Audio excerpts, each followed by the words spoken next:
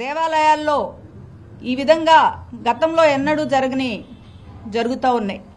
ఈ TTD board మేము రాగానే ప్రక్షాళన చేస్తాము, గతంలో సరిగ్గా పాలించలేదని చెప్పి ఈవోగా శ్యామలరావు గారిని తీసుకురావడం జరిగింది.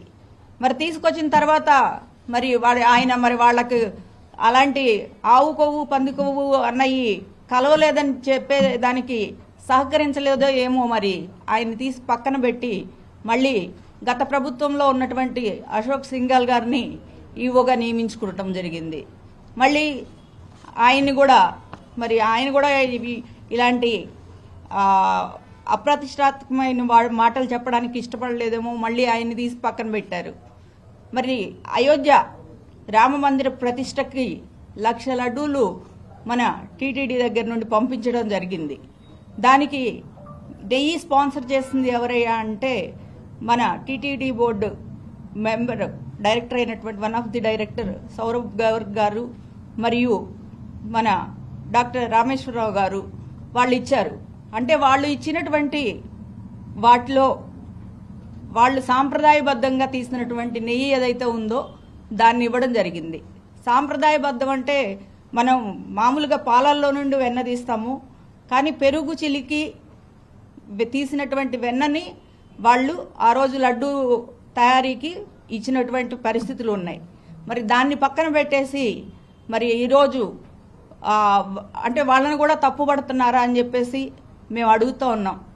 అంతేకాకుండా మన డిప్యూటీ సీఎం గారు ఉంటారు, ఆయన వస్తాడు, నేను ఒకరోజు ఆస్తికుడిని అంటాడు, ఒకరోజు ఆస్తికుడిని అంటాడు, ఇంకొక రోజు నేను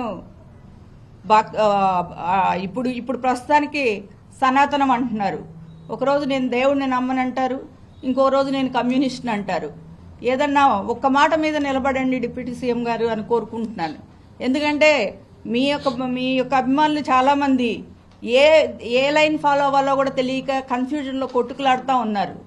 మీ వరకు మీరు ఏది పడితే అది మాట్లాడుతూ ఉన్నారు. అన్నీ కూడా అసత్యాల్లో అనేది ప్రజలకు తేట తెల్లమవుతూ ఉన్నాయి. మరి అసత్యాన్ని అసత్యంగా చూపడాన్ని భరించలేని మీరు ఇళ్ల మీదకి దాడులకు తెగబడ్డం అన్నది చాలా దరిద్రమైనటువంటి విషయం.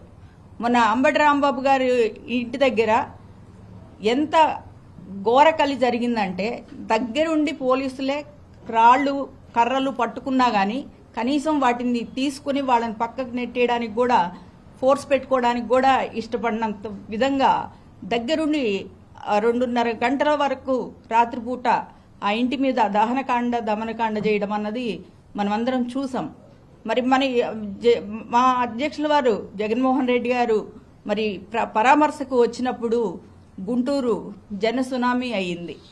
ఎందుకయింది అంటే మీరిచ్చిన సూపర్ 6లు, మీరిచ్చినటువంటి వాగ్దానాలు ఏవైతే ఉన్నాయో మీరు ఏమి చేయలేము అని చెప్పి మీరు వచ్చిన 6 నెలలకే మీ అంతటా మీరే చెప్పినటువంటిది. అంటే వాగ్దానాలు చేసేటప్పుడు మీకు తెలియదా ఇవి చేయగలిగిన వాగ్దానాలు చేయలేని వాగ్దానాలు అన్నది? మేము చాలా సీనియర్స్, చాలా పెద్ద నాయకుడు, ఎప్పుడు ఎక్కువ సంవత్సరాలు పాలించామనుకునేటువంటి వ్యక్తికి మరి ఏమి చేస్తాము ఏం చేయలేము అన్నది కూడా అర్థం కాని పరిస్థితుల్లో మరి ఉండడం అన్నది చాలా ఆంధ్రప్రదేశ్కి చాలా దురదృష్టం అని కూడా తెలియజేసుకుంటా ఉన్నాం. ఇంకొకసారి ఇలాంటి అసంకల్పిత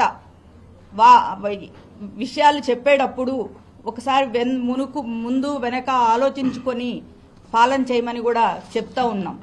లేదంటే రేపు రాబోయేటువంటి ఎన్నికల్లో ఏ ప్రజలైతే మీకు అధికారాన్ని కట్టబెట్టారో వాళ్ళందరూ కూడా ఈరోజు